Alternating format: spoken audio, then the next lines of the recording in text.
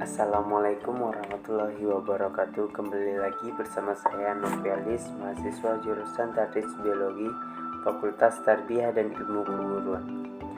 Baiklah, pada kali ini kita akan membahas materi tentang makanan dan hubungan makan, mata kuliah ekologi hewan.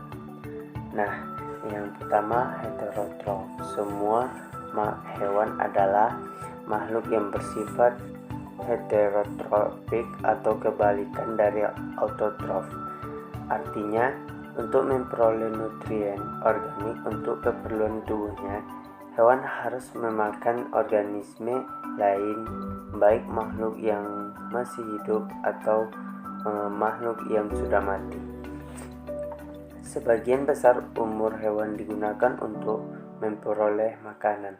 Dengan demikian, ketersediaan sumber daya bagi hewan tergantung pada ruang dan waktu. Satu hal yang sangat penting untuk diperhatikan adalah sifat dari sumber daya tersebut, apakah mudah atau tidaknya diperoleh atau dicerna. Ada beberapa jenis hewan yang bersifat generalistis dalam memakan makanan. Yang pertama, Auripagous. Hewan-hewan jenis ini memakan makanan berbagai jenis hampir tidak terbatas. Anjing hutan opossum, sejenis hewan berkantung, dan manusia adalah contoh sekelompok jenis ini. Sedangkan hewan jenis lainnya memakan makanan hanya beberapa jenis hewan saja. Stenopagous, ahli ekologi hewan yang mempelajari strategi makanan, sering memperhatikan model-model pencarian makanan yang optimal yang dilakukan oleh hewan. Hal ini sangat dipertimbangkan bahwa binatang harus memasukkan energi yang lebih banyak dibandingkan yang dikeluarkan. Selain dari energi, hewan juga harus memperoleh nutrien atau zat-zat gizi yang spesifik yang betul-betul dibutuhkan oleh tubuh. Dengan demikian, pencarian makanan oleh hewan akan sangat memperhatikan pertimbangan pemilihan makanan, penggantian mangsa yang harus dimakan, dan lain sebagainya. Pola pertahanan pada hewan, yaitu yang pertama perilaku. Pertahanan hewan perilaku mempertahankan diri pada hewan, yaitu pola perilaku yang dilakukan oleh hewan guna keberlangsungan hidup. Baik itu berkisar pada melarikan diri dari pemangsa potensialnya maupun bertahan dari kondisi lingkungannya. Yang kedua, pola perilaku pertahanan diri pada hewan terbagi atas pola perilaku mempertahankan pola perilaku yang berkisar mulai pada melarikan diri dari pemangsa potensial sampai dengan menggunakan senjata bertahan dan penggunaan kamuflase dan mimikri atau meniru. Pola perilaku bertahan hidup dalam lingkungan fisik. Kebanyakan hewan hanya dapat mempertahankan hidup dalam kisaran suhu salinitas, kelembapan tertentu, dan sebagainya. Selanjutnya, pola perilaku mempertahankan diri, mimikri. Mimikri adalah cara mempertahankan diri terhadap musuh dengan cara menyerupai sesuatu secara khas, menyerupai tipe lain organisme lain, seperti misalnya bunglon yang dapat berubah sesuai warna benda di sekitarnya agar dapat mengelabui binatang predator. Mimikri dibagi menjadi 3. Mimikri Miller adalah hewan yang dapat dimakan sangat mirip dengan hewan yang tidak dapat dimakan.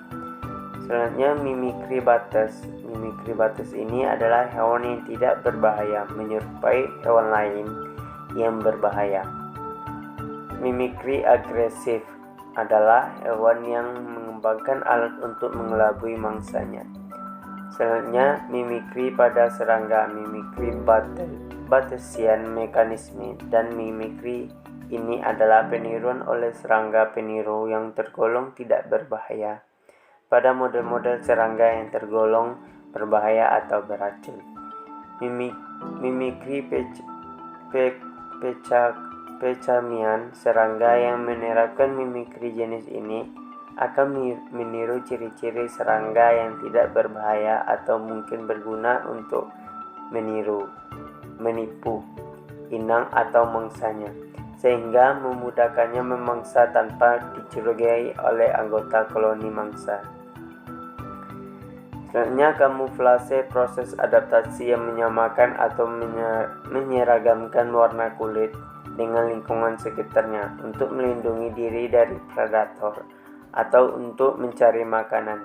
Tujuan akhir dari kamuflase adalah untuk bersembunyi dari hewan lain. Fisiologi dan perilaku predator hewan atau mangsa sangat signifikan.